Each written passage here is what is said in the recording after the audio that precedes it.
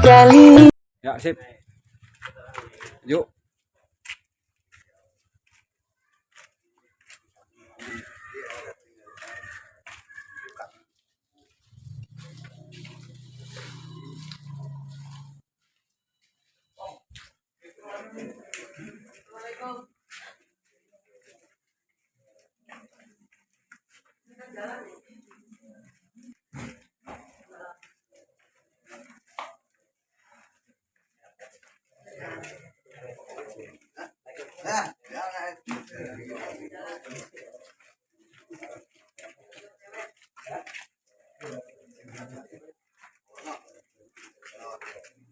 Pak Imam.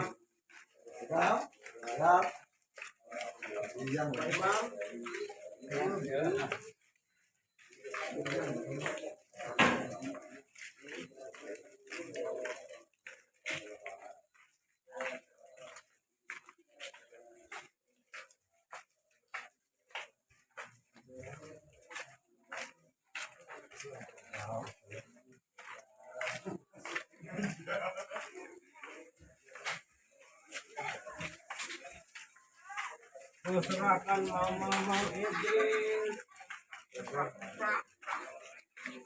Ayo kasih lagu tinggal.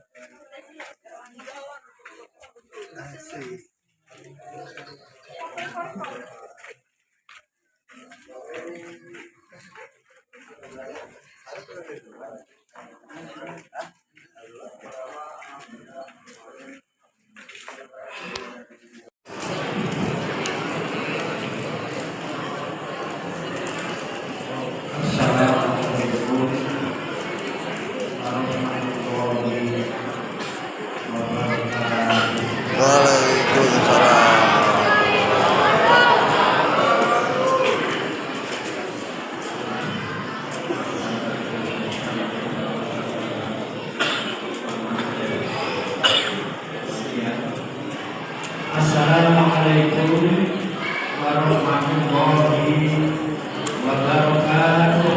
Waalaikumsalam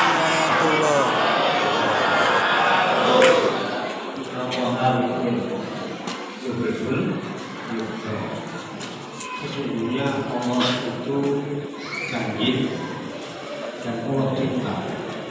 Allah suka yang janji. Maka mari kita diri lagi kalau yang lebih mantap.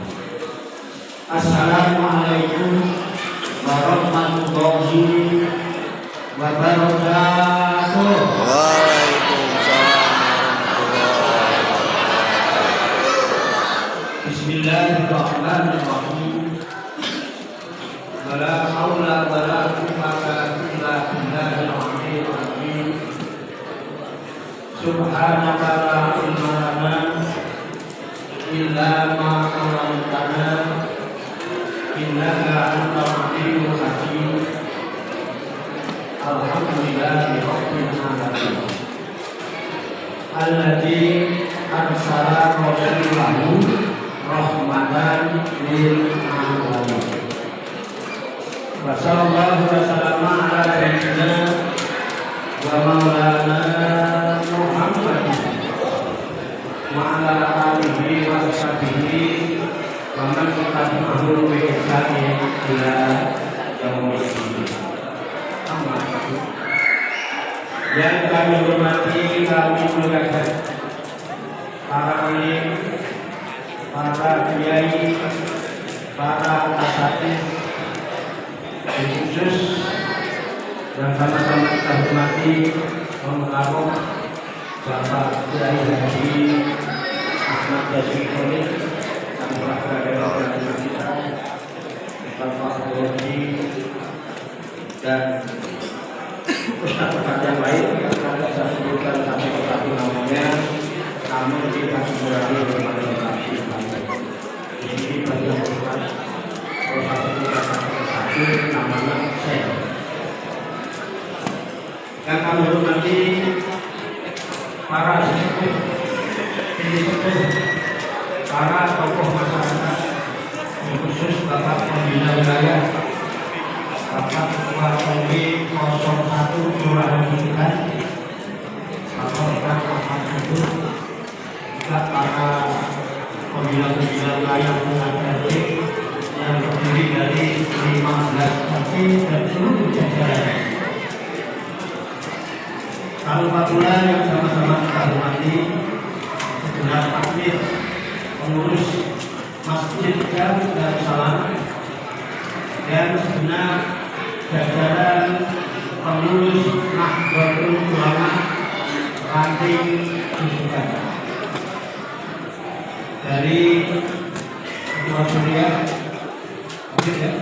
Karo, Habib Salim, Sadis,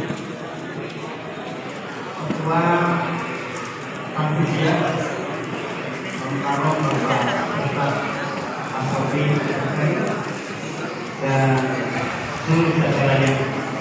Bapak-bapak, ibu-ibu, hadirin hadirat sekalian, yang insya Allah kita sama-sama dirahmati dan dimuliakan oleh Allah Subhanahu wa Ta'ala. Alhamdulillah wa syukurillah, dengan berkat taufik, hidayah dan inayah, kudrat dan kuasa serta izinnya, pada malam hari ini kita masih dapat berjumpa dan berkumpul kembali bersama-sama bersilaturahmi di tempat yang baik, yaitu rumah Allah. Saya tak lama-lama karena saya ingin dapat siapkan terima kasih saya. Yang penting, yuk kita sama-sama malam hari ini bertempat di tempat yang baik. Yuk sama-sama luruskan niat. Mari kita sama-sama memiliki niat yang baik.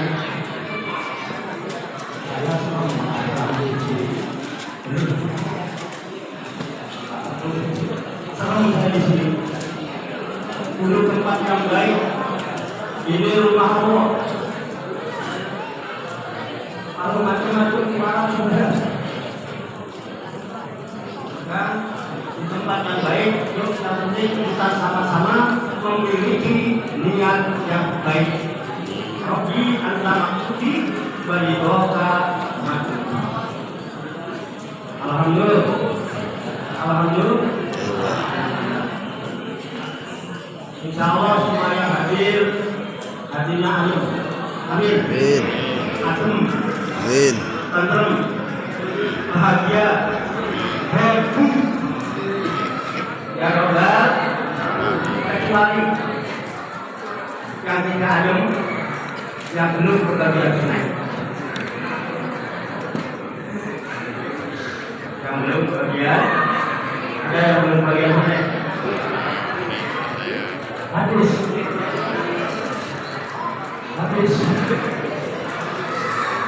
Oh, habis.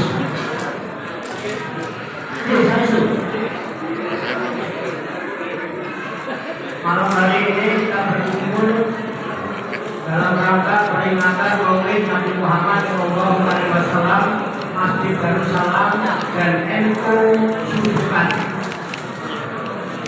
Selanjutnya habis.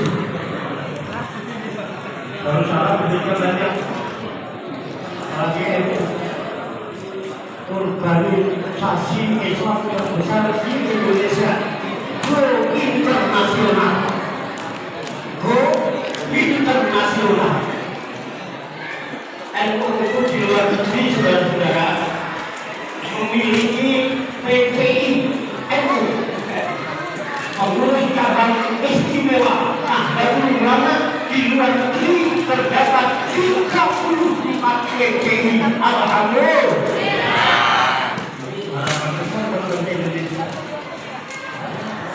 PPI yang bisa menjadi rumah-rumah kaum muslimin Indonesia di luar negeri. Amin. Biasa. Alhamdulillah.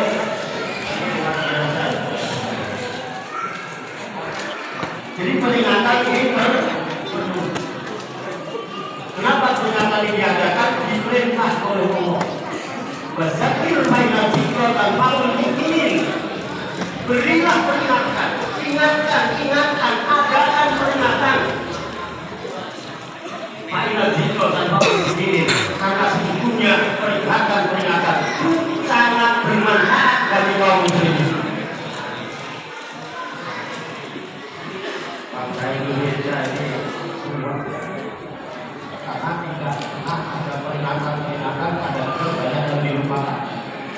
Jujur aja, jujur. Kita dari anak punya bapak, dari bapak punya sibah, dari sibah punya buyut punya tangga punya gosok, gosok punya itu. Siapa yang ingat cukup gosoknya? Sampai buyut aja lupa. Betul. Kenapa? Tidak pernah ada peringatan. Ya, peringatan ini sangat penting. Kita lupa sejarah masa lalu karena tidak ada peringatan. Alhamdulillah masih ada peringatan. Luar biasa.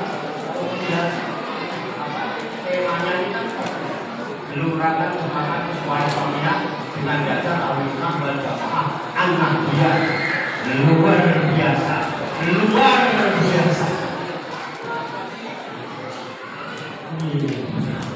Ini menunjukkan masjid Darussalam dengan warga Nahdien satu tubuh. Tentunya harapannya kalau masjid Darussalam ini jasadnya, maka Nahdien warga Nahdien adalah roh. Mudah-mudahan acara malam hari ini kerjasama dengan Masjid kami Darussalam dan NU ranting susukan untuk yang pertama dan selama-lamanya ila yaumil qiyamah.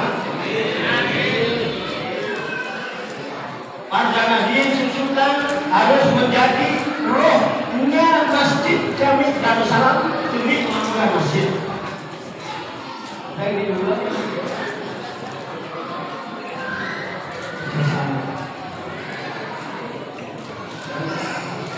Dan ini kalau langsung masuk masjid itu ada tulisannya. Kita belum tahu, masih tahu lah apa ini. Pembina wilayah lebih tahu. Itu di situ ada tulisan Masjid kami Darussalam Ahli Sunnah wal Jamaah An-Nahdiyah. Nggak tahu itu gimana itu terjadi di sini. Pembina wilayah lebih tahu. Ini artinya sudah ada yang baik. Bahwa Darussalam disusukan ini juga merupakan rumah besar kaum muslimin yang ada di wilayah tersebut. Alhamdulillah. Alhamdulillah. Dengan dasar ahli sunnah wal jamaah.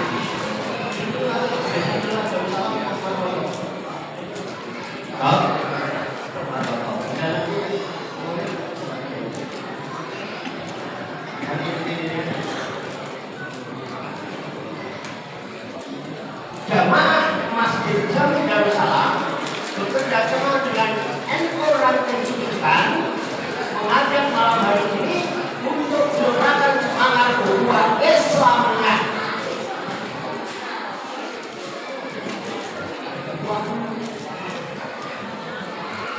Katanya ini pasangnya maksudnya begitu kan kita betul ya, begitu ya. Kita tahu upah itu apa? Upah itu artinya persaudaraan. Persaudaraan. Saudara. Artinya malam hari ini kita diingatkan bahwa pada dasarnya kita semua adalah saudara. Saudara bukan? Saudara bukan? Dan kalau kita mau peringati Masjid Jami Darussalam berdiri lukas ini atas kerjasama para saudara-saudara. Makanya berada di alhamdulillah. Ada keluarga besar yang bersaudara di jalan kaki yang dibuka pengurusan. Alhamdulillah.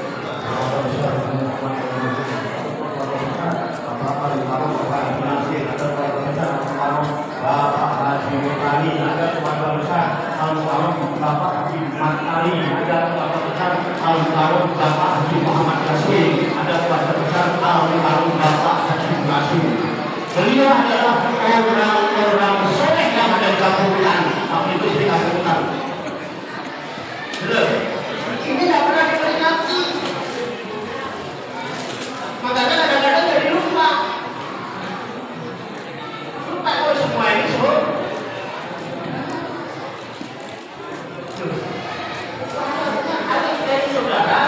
saudara, ayo kita hidup yang bersyukur, adem, ayam, damai, dan biasa.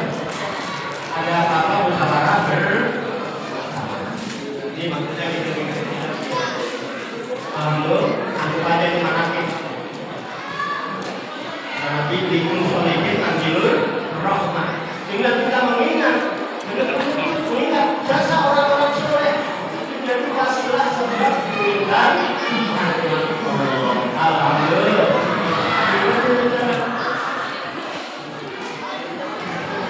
Mari kita masuk sini dengan semangat kuat ini persaudaraan kita jaga diawasi. Jasa beliau dari mulai dari salah sampai berdiri bersih. Kita ini tinggal menempati saudara. Jadi kan rumah Allah jadikan masjid tempat yang nyaman, tempat yang adem, tempat yang aman dan bersih. Masjid menjadi rahmat lil alamin bagi masyarakat, bahkan semua masyarakat yang ada di sekitar masjid Nabi Muhammad. Lalu ada Nabi Muhammad. Sallallahu alaihi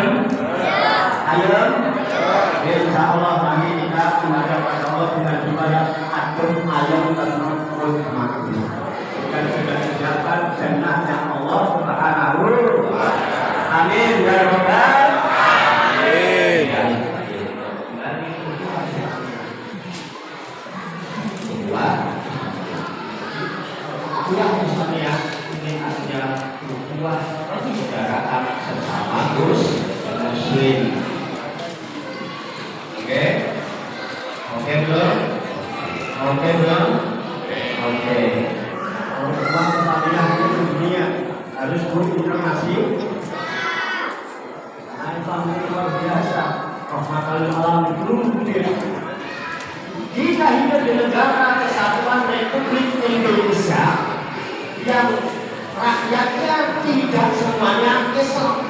Betul. Di Indonesia ini ada Islam, ada Kristen, ada Hindu, ada Buddha, ada Konghucu, ada Kejawen, ada kepercayaan, ada Sunda Wiwitan, belum lagi aliran yang lain-lain. yang diakui yang beragama sama dari yang lain.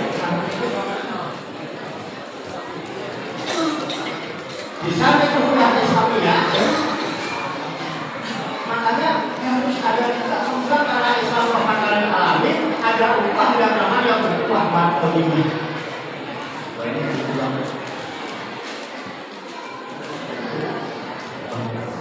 Upah batiniah artinya persaudaraan sebangsa dan setanah air. Karena kita adalah semua umat manusia, maka ukhuwah Islamiyah juga berarti ukhuwah basariyah, persaudaraan sesama umat manusia. Oleh sebab itu karena kita saudara, yuk kita saling hormat menghormati, yuk kita saling harga menghargai, dan jangan minta-minta dihormati, hormatilah orang lain. Jangan minta-minta dihargai, hargailah orang lain. Ini konsep persaudaraan. Orang yang suka-suka minta dihormati itu tandanya orang-orang yang tidak terhormat. Buktinya mana? Dia minta. Kalau banyak orang aja ada hormat tahu. Begitu juga orang-orang yang minta dihargai tandanya orang yang tidak berharga. Buktinya minta. Yuk kita saling hormati, bila harga menghargai untuk menghormatkan semangat uang.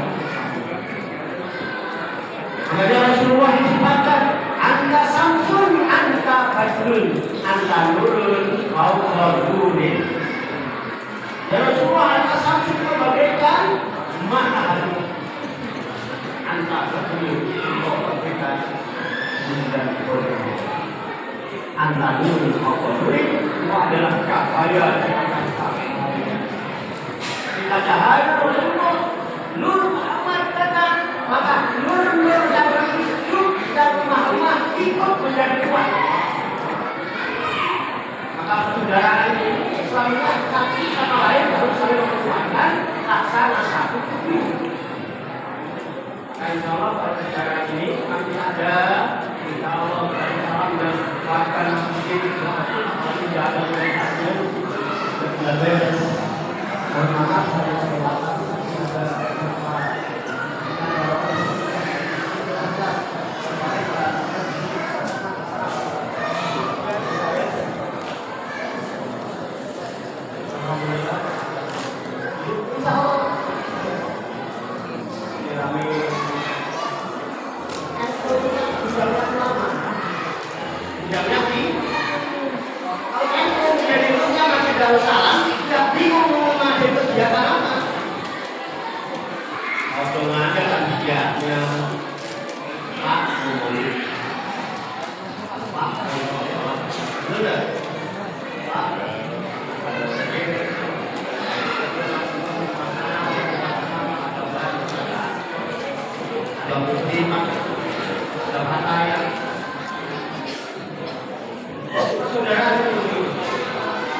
dan kita membantu yang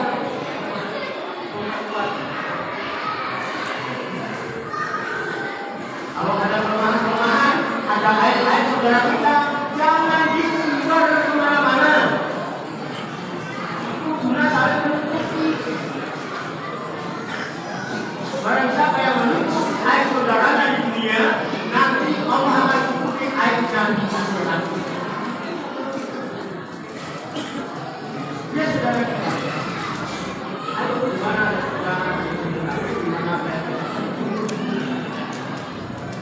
Nah ini harapan kita nanti seperti ada hidupnya yang megah, ada rohnya yang suci.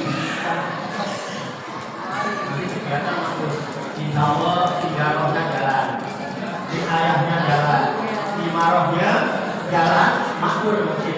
Ada masalah, musyawarah, nggak usah ribut, malu udah.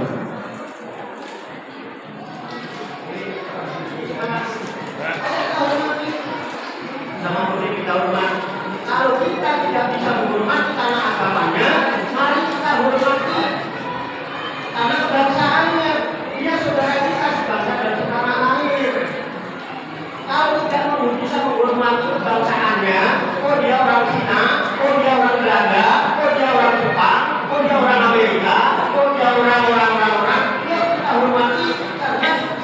adalah saudara kita, sesama manusia, sama-sama keturunannya Kanjeng Nabi Adam alaihissalam. Sudah,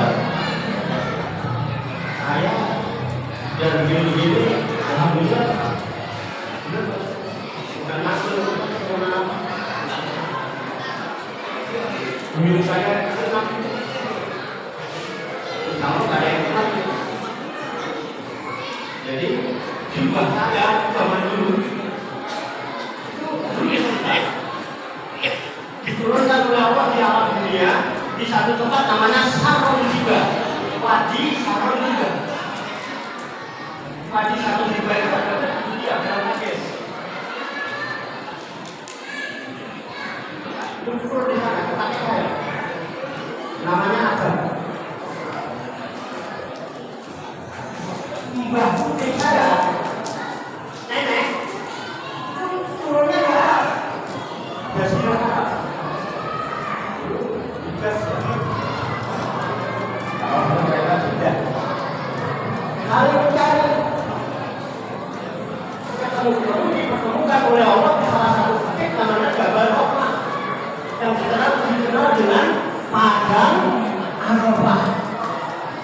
Di sana ada monumen. Mbak saya ada monumen di sebelah sana, nanti kalau umroh haji naik Jabal Rahmah itu ada di sana monumen. Itu tempat pertemuan mbak saya, Mbah Adam bukan Mbah Bawa. Mbah saya dan beliau kadang-kadang dia kita jadi dia begini turunan. Alhamdulillah. Jadi kita semua saudara, apapun sukunya, apapun bangsanya, apapun warna kulitnya, apapun bahasanya, semua ayo saya ini.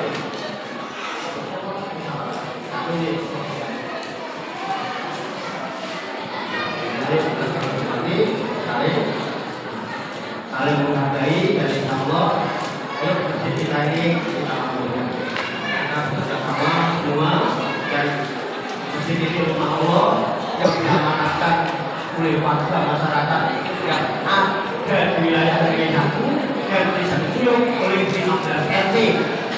Jadi dengan kata lain 15 RT inilah yang harus berkhidmat di Masjid Darussalam untuk melayani para tamu-tamu Allah yang tidak dibatasi waktu dan ruang, karena Allah itu zat yang tidak bisa dibatasi oleh waktu. Demikian baru mudah-mudahan yang disampaikan bisa dijadikan sebagai bahan renungan untuk dari teman-teman sekalian. Banyak kekurangannya, banyak kesalahannya, saya mohon maaf. Ini sudah bersama masyarakat. Bermanfaat untuk hari kita akan mulai ini. Ada Allah wabarakatuh.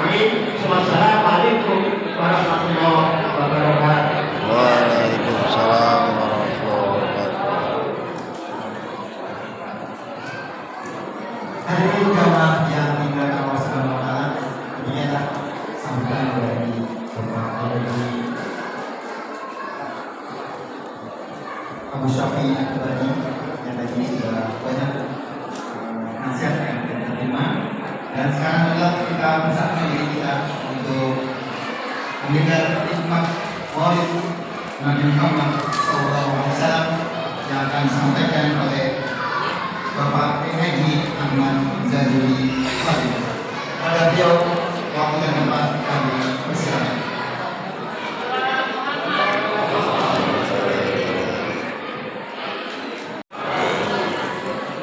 Bismillah, alhamdulillah, wassalatu wassalamu ala rasulillah Muhammad ibn Abdillah wa ala alihi wa sahbihi wa man tabi'ahum amma ba'd. Yang sama-sama kita hormati, kita muliakan, dan kita bersama Kiai Haji Abu Syafi'i, kemudian DKM Masjid Darussalam, Bapak RW, para asatidz lainnya, para tokoh masyarakat, bapak-bapak, ibu-ibu, dan panitia penyelenggara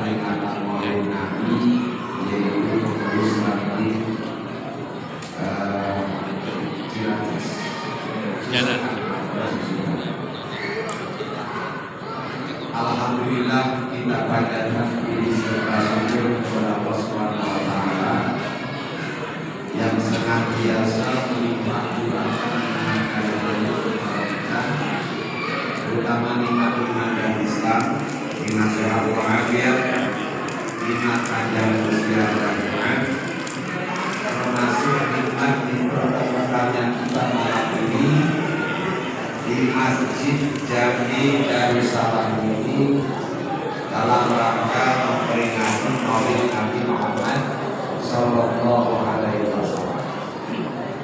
Salawat dan salam semoga selalu tercurah atas Nabi kita Muhammad Sallallahu Alaihi Wasallam beserta keluarganya, para sahabatnya, para pengikut dan pengenal sunnahnya.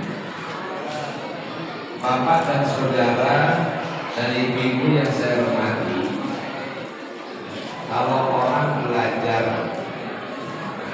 ya ilmu sholat, dulu pertama saya masuk pondok itu yang dipelajari adalah alam silat tasrifnya. Di sana ini ada 3 kata yang sama, Mas Darwin, isim makan dan isim jamak. Jadi kalau kita bicara maulid, maka maulid ini maknanya ada 3. Satu adalah kelahiran, yang kedua waktu kelahiran, yang ketiganya adalah tempat kelahiran. Itu arti maulid. Nah, maka kalau ada orang bertanya apa hukumnya maulid, yang gak ada hukumnya. Apa hukumnya lahir, yang gak ada apa hukumnya lahir. Apa hukumnya waktu kelahiran, tempat kelahiran, yang gak ada. Kalau pamannya ditanya apa hukumnya memperingati naik lahir,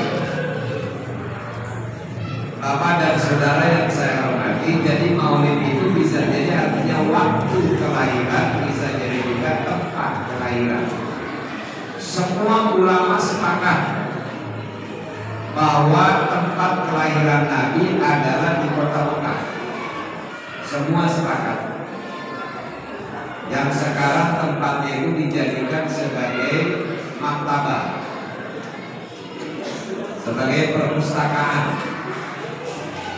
Dan alhamdulillah saya pernah masuk ke dalamnya, tapi gak ada apa-apa, hanya rak buku bersama kitab-kitabnya saja.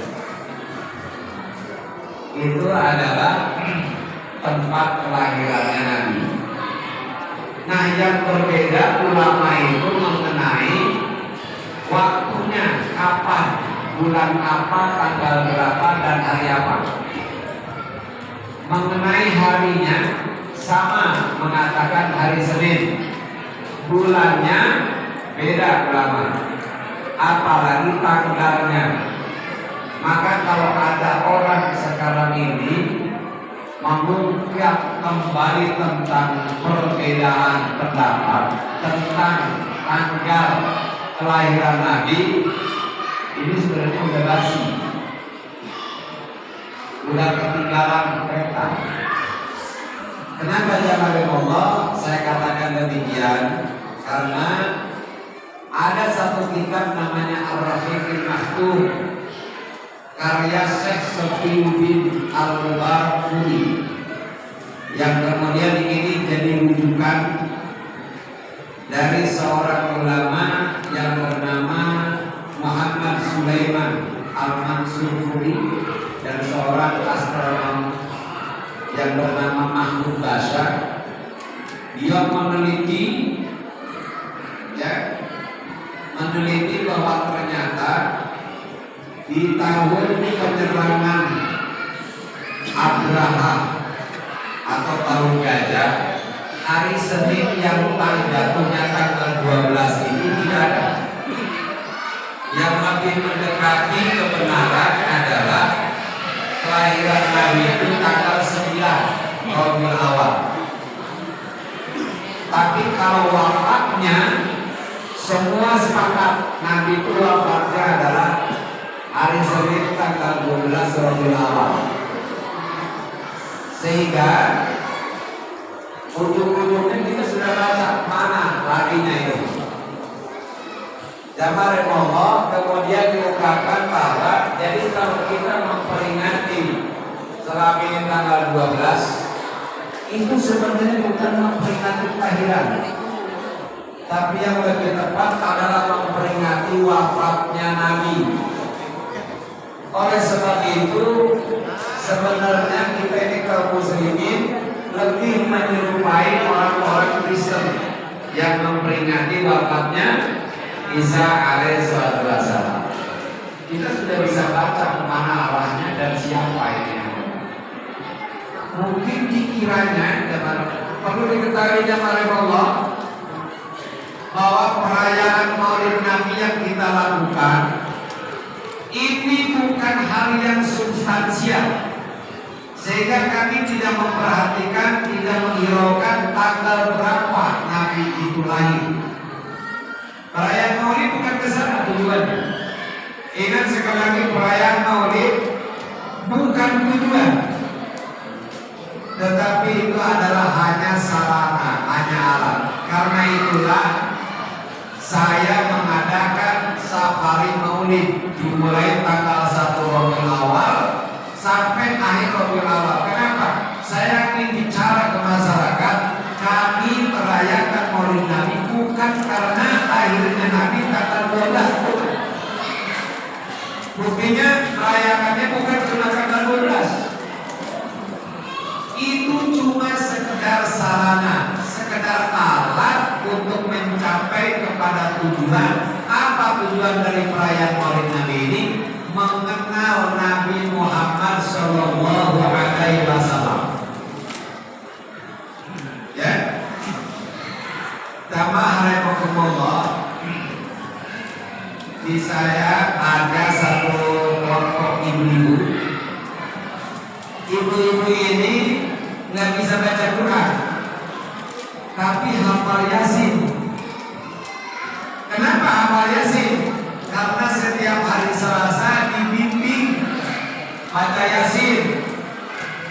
Kalau ustazahnya ngebet itu lebaran, murid-muridnya ngebet semuanya. Padahal waktunya ngebet. Karena dia tidak tahu kalimat ini ada di mana. Hafal semua. Jangan hafal semua. Di zaman Nabi Sallallahu Alaihi Wasallam, para sahabat itu cerdas-cerdas Pak. Apalagi itu bahasanya bahasa Arab. Sehingga Nabi Sallallahu Alaihi Wasallam kalau wirid dan sholat, satu kali ini kamu baca kalau habis sholat ini langsung mereka hafal. Satu kali mendengarkan Rasulullah zikir, mereka semua hafal. Oleh sebab itu nggak perlu Nabi itu bersama-sama dengan mereka zikir, tidak. Tapi di kita ini banyak orang yang buta huruf Pak. Disuruh ngapalin, ditulisin nggak bisa baca, dituntut lama. Akhirnya kiai kita ini berpikir bagaimana caranya supaya orang-orang bisa zikir. Ini tujuannya adalah berzikirnya, bukan caranya, tapi bagaimana supaya mau zikir. Maka dibimbing oleh kiai ini, habis sholat astagfirullahaladzim. Apa Nabi begitu cara berzikirnya? Tidak. Tidak begitu cara berzikirnya Nabi. Tapi kita bukan melihat bagaimana cara, karena itu bukan substansi dari ajaran Nabi. Lainnya ada orang yang melihat adalah caranya. Kalau yang dilihat caranya repot ya Allah. Imam Malik, ya, Imam Malik kalau sholat Pak itu telunjuknya digerak-gerakan. Imam Syafi'i kalau tahiyat telunjuknya dia. Nah, ketika ditanya, wahai Imam Malik, kenapa Anda gerakan telunjuk? Karena di telunjuk ini ada otot yang menghubungkan ke hati. Kalau dia gerakan telunjuknya dia sadar kalau dia itu akan sholat, sehingga terciptalah kekhusyuan. Jadi kalau itu alasan mereka menggerakkan telunjuk, berarti menggerakkan itu cuma alat. Tujuannya bagaimana caranya supaya sholatnya khusyuk, berkonsentrasi. Kalau begitu bagus, Pak. Walaupun 12 hadis yang diriwayatkan oleh Wa'il, 12 hadis Wa'il meriwayatkan yang 11 adalah tidak menggerakkan telunjuk, tapi yang satu beliau meriwayatkannya dengan menggerakkan telunjuk. Maka Syafi'i memilih yang 11 yang diriwayatkan oleh Wa'il, tidak memilih yang satu, tapi Syafi'i tidak menyalahkan yang satu hadis yang diriwayatkan oleh Wa'il. Bapak dan saudara yang saya hormati, lalu Syafi'i ditanya, kenapa Anda wahai mazhab Syafi'i kalau tayang nggak menggerakkan telunjuk kayak Maliki? Kata Syafi'i begini, ketika sholat kita itu butuh konsentrasi, khusyuk. Nah, kalau di waktu sholat kita menggerakkan telunjuk, maka kita membutuhkan daya saat itu untuk menggerakkan telunjuk, sehingga dengan demikian akan terpecahlah konsentrasi kita. Di satu sisi kita membutuhkan konsentrasi, di satu sisi lain kita membutuhkan daya untuk menggerakkan telunjuk, sehingga dengan demikian tidak akan sempurna kekhusyuan Anda kalau telunjuknya digerakkan. Maka kalau ingin sempurna, jangan digerakkan. Pertanyaan sekarang, tidak menggerakkan itu tujuan apa bukan? Bukan tujuan bagi Allah. Cara untuk menciptakan kekhusyuan yang prima. Just kata Imam Malik, kalau ingin khusyuk, gerakan. Kata mazhab Syafi'i, justru kalau ingin khusyuk jangan digerakkan. Pertanyaannya, apakah Imam Malik berbeda dengan Syafi'i? Kalau Bapak melihat caranya, jelas Imam Malik dengan Syafi'i berbeda. Tapi kalau Bapak dan Ibu melihat tujuan Imam Syafi'i dengan Imam Malik, beda nggak? Tidak beda. Jadi di mana perbedaan Malik dengan Syafi'i, Pak? Kalau kita melihat tujuannya, sayangnya kita ini bukan melihat tujuannya, yang kita lihat adalah caranya. Inilah yang menyebabkan kita ini menjadi ribut. Dulu NU dengan Muhammadiyah sering ribut masalah turun, ya. Selalu ribut dulu, akhirnya di bagian bawah. Kalau atas sih enggak. Alhamdulillah, kemudian aku nggak pernah ribut karena dua-duanya nggak sholat subuh. Ya, alhamdulillah sekarang Yai tokoh NU di Jawa Timur bergandeng tangan dengan Kiai Haidar, bersatu mengingat karena apa? Sekarang ini diperlukan adanya persatuan antara NU dengan Muhammadiyah. Dan saya bergembira, Jakarta yang tadinya susah sekali membangun NU, sekarang ranting-ranting di Jakarta ini mulai berkembang. Bapak dan saudara yang saya hormati, maka sekali lagi memperingati Maulid Nabi bukan tujuan, tetapi salah satu cara bagaimana kita mengenal Nabi. Lalu untuk apa kita mengenal Nabi? Ajaran tertinggi dalam Islam itu, Bapak dan Ibu, adalah mencintai Rasul, mencintai Allah dan Rasul. Itu adalah ajaran tertinggi. Silakan dilihat di dalam surat At-Taubah ayat 24. Qul in kana aba'ukum wa abna'ukum, ya. Kemudian wa azwajukum wa ikhwanukum wa azwajukum wa ashiratukum wa amwalina wa amwalun tarawuha wa tijaratun taksawna kasadaha wa masakin tardawna ahabba ilaikum minallahi wa rasulihi wa jihadin fi sabilihi fatarabbasu hatta ya'tiya bi amri wallahu la yahdil qaumal fasiqin. Katakan, jika ayahmu, anakmu, saudaramu, istri-istrimu, kemudian harta kekayaanmu, kemudian perniagaan mencintai daripada Allah, tunggu sampai Allah mendatangkan perintahnya atau keputusannya. Jadi dalam ayat ini jelas Allah memerintahkan kepada kita untuk menjadikan Allah adalah yang pertama kita cintai. Demikian juga dengan Rasulullah. Pertanyaannya, bagaimana mungkin kita mencinta Rasul kalau kita tidak kenal Rasul? Bagaimana kita bisa cinta Allah kalau kita nggak kenal Allah? Tak kenal maka tak sayang.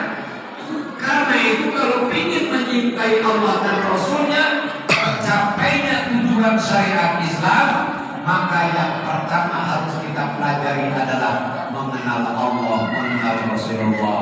Makanya kalau di pondok, ya, yang pertama dipelajari adalah awal wajibin alal insani ma'rifatul ilahi bi'tiqadi. Yang pertama wajib dipelajari, diketahui oleh setiap manusia adalah mengenal Allah, mengenal Rasulullah sallallahu alaihi wasallam. Bapak dan saudara yang saya hormati, seorang ceramah muda, yaitu pensiun, ya, dia bukan orang NU, tapi dia adalah seorang muslim dan NU mengajarkan tentang 4 ukhuwah. Ukhuwah basyariyah, ukhuwah wataniyah, ukhuwah nahdiyah, dan yang terakhir adalah ukhuwah Islamiyah, persaudaraan sesama muslim walaupun mungkin beda madhab, beda paham, selama dia muslim, bagi kita orang NU itu adalah saudara kita. Tadi sudah dijelaskan oleh Pak Kiai, tidak mengenal bangsa mana, selama dia Islam, ya, dia adalah saudara kita. Dan dia mengatakan begini, bahwa orang Cina itu ketika membuat patung Buddha, patungnya gemuk-gemuk. Kalau orang Taiwan bikin patung Buddha, patungnya kurus. Ketika ditanya orang Cina, kenapa Anda membuat patung Buddha itu gemuk? Jawab mereka, karena Buddha itu simbol kebahagiaan. Orang bahagia kalau duitnya banyak. Orang bahagia kalau kaya. Makanya ukuran bahagia buat orang Cina adalah kaya. Orang kalau kaya mau makan apa saja bisa. Bisa makan enak dan enak makan. Kalau orang udah makan enak makan, badannya sibuk. Walaupun yang gemuk di sini belum tentu duitnya banyak. Ya. Lalu ketika orang Taiwan ditanya, kenapa Anda membuat patung Buddha kurus? Karena Buddha itu tukang tirakat, tukang semedi, tukang puasa. Orang kalau tukang tirakat, tukang semedi, tukang puasa, mesti badannya kurus. Jamaah Allah, yang dilukis, yang dibikin patung orangnya satu, tapi bentuk patungnya berbeda. Jelas di sini menunjukkan mereka itu tidak kenal Buddha. Mereka itu tidak kenal Buddha. Itu persepsi mereka tentang Buddha. Ya, sekali lagi itu persepsi mereka tentang Buddha, bukan mereka kenal Buddha. Inilah sebabnya kenapa 11 tahun Nabi Muhammad SAW dakwah di Mekah belum ada sholat, belum ada puasa, belum ada zakat, apalagi haji. Apa yang diajarkan oleh Nabi? Cuma akidah, memperkenalkan Allah kepada umat Islam. Supaya apa? Benar-benar Allah nanti yang disembah adalah Allah yang sesungguhnya, bukan Allah menurut persepsi mereka seperti orang dari Cina dan orang Taiwan. Karena itulah ketika ada kewajiban melaksanakan sholat, yang mereka sujudi benar-benar Allah, yang mereka kenal bukan Allah menurut yang diciptakan oleh akalnya sendiri. Karena tidak jarang jemaah Allah, kita ini umat Islam menyembah Allah yang kita kita ciptakan oleh akal, oleh pikiran kita sendiri. Makanya terjadilah perbedaan-perbedaan pendapat yang macam-macam. Bapak dan saudara yang saya hormati, ketika sahabat Umar sudah masuk Islam, ditanya oleh Rasulullah, Umar, kau cinta kepadaku? Tentu Rasulullah. Lalu siapa yang lebih kau cintai? Kau atau aku, kata Rasulullah. Mana yang lebih kau cintai antara kau dengan diriku? Jawab sahabat Umar dengan jujur, selain diri saya, wahai Rasulullah, engkau lebih saya cintai dari siapapun dan dari apapun. Artinya buat sahabat Umar lebih mencintai dirinya daripada Rasulullah. Apakah ini salah sahabat Umar? Maka Rasulullah kemudian menjelaskan, la yu'minu ahadukum hatta akuna ahabba ilaihi min waladihi wa walidihi wa nafsi. Belum sempurna iman seseorang sehingga aku lebih dia cintai daripada anaknya, daripada bapaknya, bahkan dari dirinya sendiri. Artinya, kalau kau orang yang sempurna imannya Umar, maka kau akan menyintai aku melebihi kecintaanmu kepada dirimu sendiri. Dan ini tidak masuk akal menurut sahabat Tuhan. Bapak dan Ibu yang saya hormati, luar biasanya sahabat Umar sudah beriman. Sahabat Umar yakin kalau Rasulullah itu benar. Karena Rasulullah benar, berarti dirinya salah, yang lebih menyintai dirinya daripada orang lain. Tapi di mana letak salahku dan di mana letak kebenarannya Nabi? Bukan meragukan jamaah Allah. Ini tanda orang cerdas seperti ini. Sekali lagi, di mana letak kesalahanku? Ini yang ingin diketahui oleh sahabat Umar. Dan di mana letak benarnya Nabi SAW? Ini yang diinginkan oleh sahabat Umar agar hatinya tumanina. Karena orang beriman belum tentu tumanina. Jawab Allah. Wa in qala Ibrahim rabbi arini kaifa tuhyil mauta. Ingatlah ketika Nabi Ibrahim berkata, ya Allah, tolong perlihatkan kepadaku bagaimana caranya untuk menghidupkan orang yang sudah mati. Ini pertanyaan dari Nabi Ibrahim agar Allah memperlihatkan bagaimana cara Allah menghidupkan yang sudah mati. Apa Nabi Ibrahim tidak percaya kalau Allah itu bisa menghidupkan? Kalau percaya, kenapa Nabi Ibrahim bertanya? Itulah makanya Allah kemudian berfirman, qala awalam tu'min, apa kamu tidak percaya Ibrahim kalau aku itu mampu menghidupkan? Apa kata Ibrahim? Qala tentu saya percaya ya Allah, walakin yatma'inna qalbi, tapi biar hati saya tumanina. Nabi Ibrahim beriman, tapi saat itu belum tumanina hatinya. Berarti orang beriman belum tentu hatinya tumanina. Nah, inilah yang ingin diperoleh oleh sahabat Umar, bukan tidak percaya kepada Rasulullah, tapi dia ingin supaya hatinya tumanina. Yang berikutnya, sahabat Umar dia ingin menempatkan wahyu dan sabda Nabi di atas akalnya. Walaupun isi kepala Umar atau akalnya Umar tidak memahami tentang argumentasi Rasul atau kebenaran Rasul, tapi yakin kalau Rasul itu benar walaupun isi kepalanya tidak memahaminya. Inilah sebuah keimanan yang luar biasa, saudara. Ya, jangan sampai kita menempatkan akal kita di atas wahyu, tapi tempatkanlah wahyu di atas akal kita. Jadi kalau ada wahyu yang tidak bisa dipahami, bukan wahyunya dipaksa untuk sesuai dengan akal, tapi akal yang harus tunduk kepada wahyu. Inilah yang ingin diajarkan oleh sahabat Umar bin Khattab radhiyallahu anhu kepada kita. Kemudian dia pulang, sahabat Umar merenung. dalam renungannya itu selama ini aku berada di tepi jurang api neraka. Wa kuntum ala syafa hufratin minan nar. Kenapa berada di tepi jurang neraka? Karena dalam keadaan kufur. Orang yang selama ini aku cintai, aku bela, aku lindungi, aku nafkahi anaknya, istrinya, satu pun tidak ada yang menyelamatkan aku dari tepi jurang itu.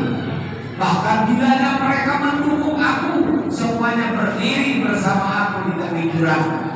Justru orang yang paling aku benci dan aku pernah coba untuk membunuhnya, yaitu Nabi Muhammad SAW. Beliaulah yang menuntun aku dari tepi jurang itu, membawanya ke sebuah taman yang sangat indah, yaitu taman Islam. Oh benar kata Umar, kalau begitu berarti yang cinta kepadamu sebenarnya bukan aku, apalagi anak istriku. Yang cinta, yang gak rela kalau aku celaka kemudian tercebur ke neraka, cuma Rasulullah. Cuma Rasulullah katanya yang menyintai aku, bukan aku. Kalau begitu benar kata Umar, kalau begitu aku harus menyintai Rasulullah melebihi kecintaanku pada diriku sendiri, karena dialah yang menyelamatkan aku. Maka datanglah kemudian Umar, Rasulullah, aku lebih menyintaimu daripada diriku sendiri. Rasulullah tersenyum gembira. Bukan ungkapan itu yang menggembirakan Rasulullah, tapi di balik ungkapan itu menunjukkan bahwa akal imannya Umar sudah terbuka. Dan orang kalau sudah akal imannya sudah terbuka, tidak mungkin meninggalkan Islam. Kenapa? Karena dia berarti sudah mengenal Islam. Kalau sudah mengenal Islam, maka dia pasti akan cinta kepada Islam. Kalau orang sudah mengenal Nabi, pasti dia akan menyintai Nabi. Kalau sudah cinta kepada Nabi, apapun demi yang dicintainya, dia akan korbankan. Kalau dia sudah mencintai Nabi, orang yang cinta pasti akan mengikuti gaya hidup orang yang dicintainya. Bukankah Bapak Saudara melihat bagaimana anak-anak yang ngefans kepada Michael Jackson? Ketika Michael Jackson mau tampil di Gelora Bung Karno, berpenampilan kayak Michael Jackson, pakai topi, pakai jas, celananya apa? Iya, ketat, ya. Dia nggak mikir Michael Jackson pakai begitu pantas, badannya rapi, Allah, rambutnya dipinter-pinter. Nah ini bocah, badannya bulat, pakai celana apa namanya ketat, ya. Berpenampilan kayak Michael Jackson. Kata saya, inilah cinta, inilah cinta. Kan tidak disalahkan. Orang kalau cinta pasti dia ingin mengikuti gaya hidup orang yang dicintainya. Ketika Lady Gaga mau tampil juga di Gelora Bung Karno, bagaimana gadis-gadis pecinta Lady Gaga pakai kacamata, bagaimana seperti Lady Gaga, baju yang pernak-pernik. Kata saya, inilah cinta. Makanya jangan heran kalau kita mengatakan benar-benar cinta kepada Nabi, pasti kita akan mengikuti gaya hidupnya Nabi Muhammad Sallallahu Alaihi Wasallam dalam berpakaian, dalam berbicara, dalam bersikap, termasuk tentunya dalam ibadah. Kita akan mengikuti Nabi. Qul in kuntum tuhibbunallaha fattabi'uni. Katakan jika kamu cinta kepada Allah, maka kamu pasti cinta kepada Nabi.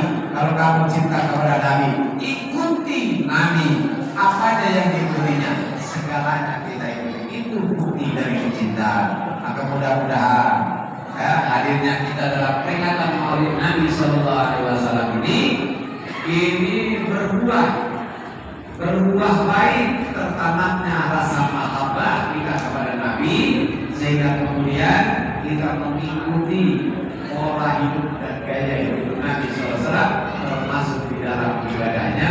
Amin ya rabbal alamin. Barangkali inilah yang bisa saya sampaikan, walaupun sedikit. Harapan saya mudah-mudahan ada manfaatnya buat kita semuanya. Kita memohon kepada Allah, semoga Allah Subhanahu wa taala panjangkan umur kita dalam taat kepadanya. Allah bimbing hati kita ke jalan yang diri dan mencintainya. Allahumma rahmat, taufik dan hidayah kepada kita, anak cucu kita, sehingga dapat istiqomah dalam menjalankan perintahnya, menjalankan